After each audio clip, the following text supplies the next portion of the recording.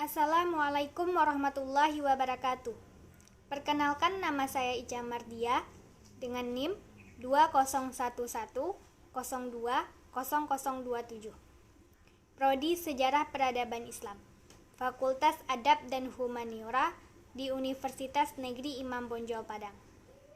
Baiklah, di video kali ini saya akan menjelaskan tentang gerakan Padri dan perubahan sosial masyarakat, yang merupakan salah satu subtopik dari mata kuliah Sejarah Minangkabau yang diasuh oleh Bapak Muhammad Nasir SSMA.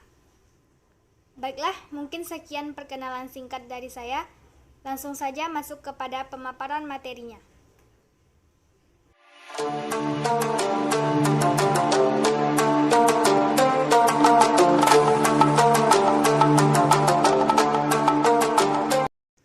Gerakan Padri dan perubahan sosial masyarakat. Adapun yang melatar belakangi terjadinya Perang Padri ini adalah Perang Padri terjadi di Sumatera Barat yang awalnya merupakan perselisihan antara kaum adat dan kaum Padri. Namun kemudian Belanda ikut campur dalam perselisihan ini, di mana pihak Belanda berada di pihak kaum adat. Perang Padri ini terjadi dalam 3 fase, yaitu fase pertama terjadi pada tahun 1821 sampai dengan 1825. Fase kedua terjadi pada tahun 1825 sampai dengan 1830. Dan fase ketiga terjadi pada tahun 1830 sampai dengan 1837. Fase pertama. Fase pertama dimulai ketika kaum Padri menyerang pos-pos dan penjagatan terhadap patroli Belanda. Tuanku Pasaman menggerakkan sekitar 20-25 ribu pasukan untuk mengadakan serangan kepada Belanda. Pada saat melakukan penyerangan ini, pasukan Padri masih menggunakan senjata tradisional seperti tombak, bambu, dan parang. Sedangkan Belanda dengan kekuatan 200 orang serdadu Eropa dan 10.000 pasukan pribumi termasuk kaum adat sudah menggunakan senjata yang lebih modern. Di pihak Tuanku Pasaman, sebanyak 350 orang tewas, begitu juga dengan Belanda banyak kehilangan pasukannya. Tuanku Pasaman dengan sisa pasukannya mengundurkan diri ke Lintau.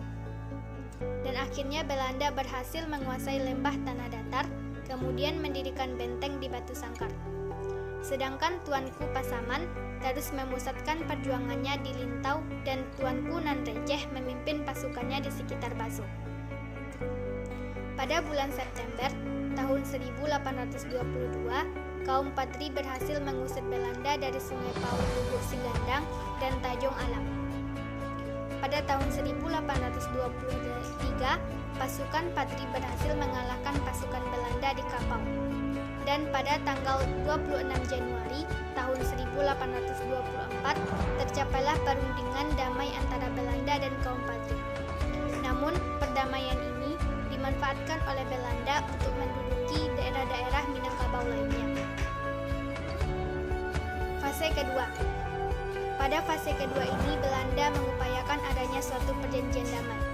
Dan akhirnya, pada tanggal 15 November tahun 1825, ditandatanganilah sebuah perjanjian yang disebut dengan Perjanjian Padang. Fase ketiga. Pada fase ketiga ini, kaum Padri mendapatkan dukungan dari kaum adat. Kaum Padri dari Bukit Kamang berhasil memutuskan sarana komunikasi antara benteng Belanda di Tanjung Alam dan Bukit Tinggi.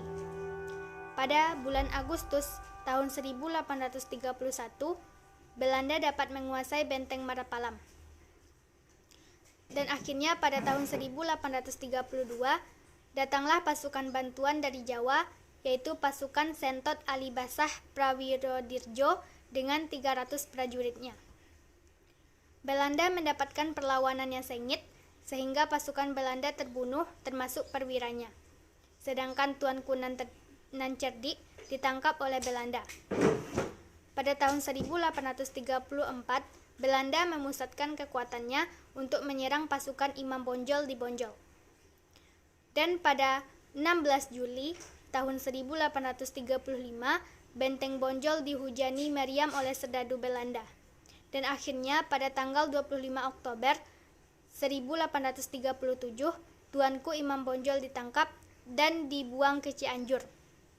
Kemudian dipindahkan ke Ambon pada tanggal 19 Januari tahun 1839 dan dipindahkan kembali pada tahun 1841 ke Manado, sehingga meninggal pada tanggal 6 November 1854. Adapun dampak dari Perang Padri bagi sejarah Minangkabau.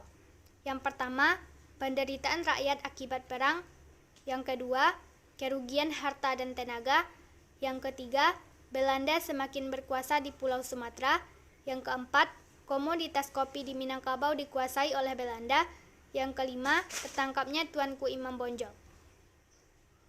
Adapun awal masuknya Belanda. Belanda pertama kali ke Indonesia pada tahun 1596, yang mana Belanda menyerang Pagaruyung dan daerah sekitarnya di bawah pimpinan Cornelis de Houtman dan berhasil mendarat di Banten. Belanda masuk ke Minangkabau karena diundang oleh kaum adat. Belanda juga memiliki peran ikut campur dalam berbagai masalah adat.